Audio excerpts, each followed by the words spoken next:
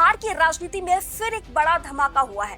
एक तरफ प्रशांत किशोर ने अपनी कमाई, टैक्स और पार्टी फंडिंग का खुलासा कर सबको हिला दिया और दूसरी तरफ जन स्वराज के एक नेता पर गया जी में जानलेवा हमला। आखिर क्या है ये सच्चाई, कौन है इसके पीछे और सबसे बढ़कर क्या बिहार चुनाव 2025 का खेल अब और ज्यादा गर्म होने वाला है? चलिए जानते हैं पूरी कहानी सिर्फ हमरा बिहार पर।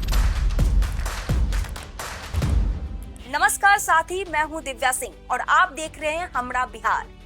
बिहार की राजनीति का सबसे भरोसेमंद मंच, प्रशांत किशोर का हिसाब किताब। दोस्तों, बिहार विधानसभा चुनाव 2025 से पहले प्रशांत किशोर यानी पीके ने कर दिया सबसे बड़ा खुलासा। उन्होंने बताया कि उन्होंने पिछले 3 सालों में 241 करोड़ रुपए कमाए। हाँ, आपने सही सुना, 241 करोड़ रुपए कमाई। 241 करोड़, जीएसटी 30.98 करोड़, आयकर 20 करोड़। लेकिन सवाल ये है, इतनी भारी रकम आई कहां से?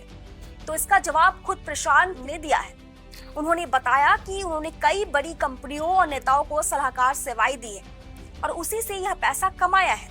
इस पूरी कमाई का 18% यानी 30.98 करोड़ रुपए उन्होंने सिर्फ जीएसटी में चुकाया है और इसके अलावा 20 करोड़ रुपए आयकर के रूप में दिए हैं। अब सुनिए सबसे बड़ा फैक्ट, उन्होंने अपनी पार्टी जन स्वराज को 99 करोड़ रुपए का दान भी दिया है। उन्होंने साफ कहा है कि वे राजनीति में पारदर्शिता लाना चाहते हैं और जनता को दिखाना चाहते हैं कि राजनीति बिना चोरी और ब्लैक मनी के भी की जा सकती है। प्रशांत किशोर का बयान, मैं चोर नहीं हूँ, हर रुपए का हिसाब रखता हूँ। वहीं विपक्षी पार्टियां अब तक उन पर सवाल उठा रही थी कि पैसा कहां से आता है, लेकिन पीके ने इस खुलासे से खेल ही पलट दिया। दोस्तों, जरा सोचिए, जब एक नेता खुद अपनी कमाई, टैक्स और पार्टी डोनेशन सार्वजनिक करता है तो इसका असर जनता के भरोसे पर कितना गहरा पड़ता है। जन स्वराज की चुनावी तैयारियां, जब बात राजनीति के मैदान की करें तो जन स्वराज 2025 के बिहार चुनाव में पूरा दमखम दिखाने की तैयारी में। पार्टी ने 243 सीटों पे अपने उम्मीदवार उतारने का ऐलान किया है और खास बात, 40 महिला उम्मीदवार भी चुनावी मैदान में उतर रही है। अब बात करते हैं पहला चरण।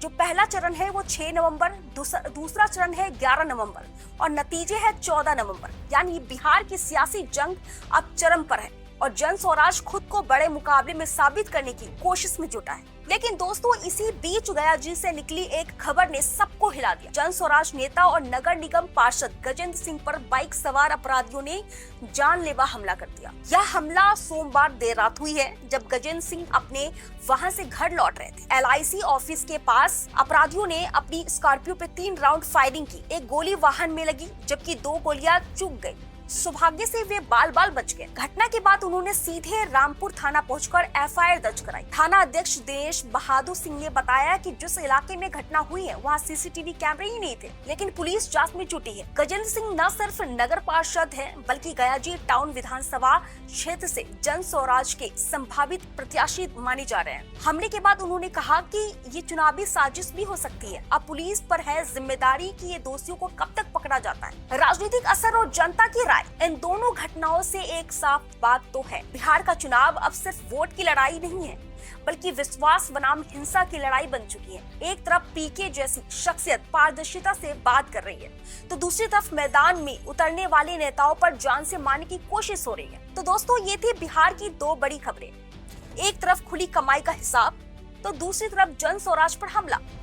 आने वाले हफ्तों में ये दोनों कहानियां बिहार के राजनीतिक माहौल को और गरमाने वाली। अगर आपको भी ये वीडियो पसंद आया हो तो लाइक, शेयर, सब्सक्राइब जरूर करें।